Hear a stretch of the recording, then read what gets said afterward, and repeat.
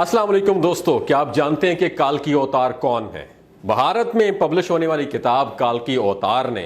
دنیا بھر میں ہلچل مچا رکھی ہے۔ ایک تاریخ دان کے مذہبی مقالے کو دوبارہ سے بہت زیادہ شہرت ملی ہے اور یہ مسلم دنیا میں ایک بار پھر سے مشہور ہے۔ اس کتاب میں یہ بتایا گیا ہے کالکی اوتار میں کہ ہندوؤں کی مذہبی کتابوں میں جس کالکی اوتار کا تذکرہ ملتا ہے وہ آخری رسول محمد صلی اللہ علیہ وآلہ وسلم بن عبداللہ ہی ہے۔ اس کتاب کا رائٹر، آتھر، مصنف اگر کوئی مسلمان ہوتا تو یاد رکھیے دوستو، تو اب تک وہ جیل میں ہوتا اور اس کتاب پر پابندی لگ چکی ہوتی، مگر اس کے رائٹر مصنف پنڈت وید پرکاش ایک برمن ہندو ہیں اور وہ الہ آباد یونیورسٹی سے وابستہ ہیں۔ وہ سنسکرت زبان کے ایکسپرٹ اور معروف ریسرچر اور اسکالر ہیں۔ پنڈت وید پرکاش نے کالکی اوتار کی بابت اپنی اس تحقیق کو، اپنی ریسرچ کو ملک کے 8 مشہور و معروف ریسرچر پنڈتوں کے سامنے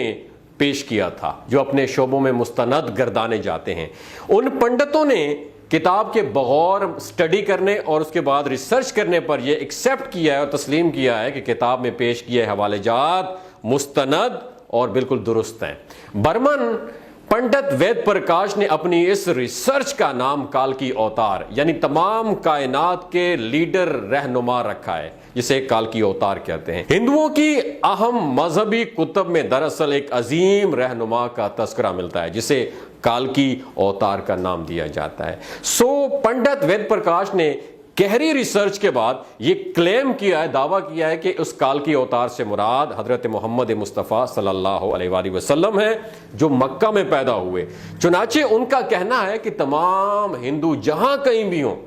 ان کو اب کسی اور کالکی اوتار کا انتظار کرنے کی کوئی ضرورت نہیں ہے، بلکہ اس کے لیے انہیں محض اسلام کو قبول کرنا ہے اور آخری نبی کریم صلی اللہ علیہ وآلہ وسلم کے نقش قدم پر چلنا ہے، جو بہت پہلے اپنے مشن کی تکمیل کے بعد اس دنیا سے تشریف لے جا چکے ہیں۔ اپنے اس دعوے کی دلیل میں پنڈت وید پرکاش نے ہندوؤں کی مقدس مذہبی کتاب وید سے متعلق مندرجہ ذیل حوالے دلیل کے ساتھ پیش کیے جو میں آپ کی نظر کرنا چاہتا ہوں۔ نمبر 1، وید کتاب میں لکھا ہے کہ کالکی اوتار بھگوان کا آخری اوتار ہوگا جو پوری دنیا کو رستہ دکھائے گا۔ ان کلمات کا حوالہ دینے کے بعد پنڈت وید پرکاش لکھتے ہیں کہ اس پیشن گوئی کا اطلاق صرف حضرت محمد مصطفیٰ صلی اللہ علیہ وآلہ وسلم کے معاملے میں درست ہو سکتا ہے۔ نمبر 2،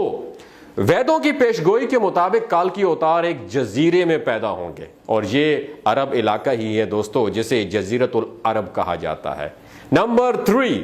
مقدس کتاب وید میں لکھا ہے کہ کالکی اوتار کے والد کا نام وشنو بھگت اور والدہ کا نام سومانب ہوگا، جبکہ سنسکرت زبان میں وشنو اللہ کے معنوں میں استعمال ہوتا ہے اور بھگت کے معنی غلام اور بندے کے ہیں۔ چنانچہ عربی زبان میں وشنو بھگت کا مطلب اللہ کا بندہ یعنی عبداللہ ہوا اور سنسکرت میں سومانب کا مطلب امن ہے جو کہ عربی زبان میں آمنہ ہوگا، اور آخری رسول صلی اللہ علیہ وآلہ وسلم کے والد کا نام عبداللہ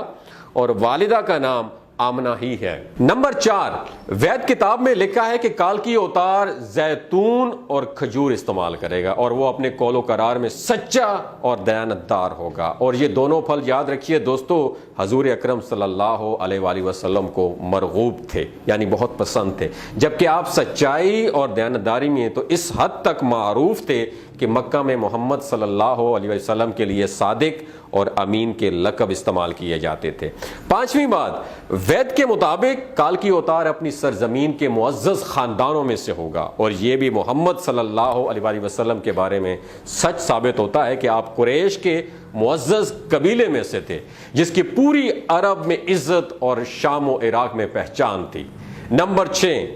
وہ کہتے ہیں کہ ہماری کتاب کہتی ہے کہ بھگوان کالکی اوتار کو اپنے خصوصی قاصد میسنجر کے ذریعے ایک غار میں پڑھائے گا یعنی میسج دے گا۔ اس معاملے میں یہ بات بھی درست ہے کہ محمد صلی اللہ علیہ وآلہ وسلم مکہ کی وہ واحد شخصیت تھے جنہیں اللہ تعالیٰ نے غار حرا میں اپنے خاص فرشتے حضرت جبرائیل علیہ السلام کے ذریعے تعلیم دی۔ نمبر 7، ہمارے بنیادی عقیدے کے مطابق بھگوان کالکی اوتار کو ایک تیز ترین گھوڑا عطا فرمائے گا جس پر سوار ہو کر وہ زمین اور 7 آسمانوں کی سیر کر کے آئے گا۔ اور محمد صلی اللہ علیہ وآلہ وسلم کا براق پر معراج کا سفر اس پیشن گوئی کو سچ ثابت کر کے اس بات کو بھی درست ثابت کرتا ہے۔ نمبر 8، نیز اس میں یہ بھی لکھا ہے کہ ہمیں یقین ہے کہ بھگوان کالکی اوتار کی بہت ہیلپ مدد کرے گا اور اسے بہت زیادہ قوت، پاور، طاقت عطا کرے گا۔ اور ہم یہ جانتے ہیں دوستو کہ جنگ بدر میں اللہ نے محمد صلی اللہ علیہ وآلہ وسلم کی فرشتوں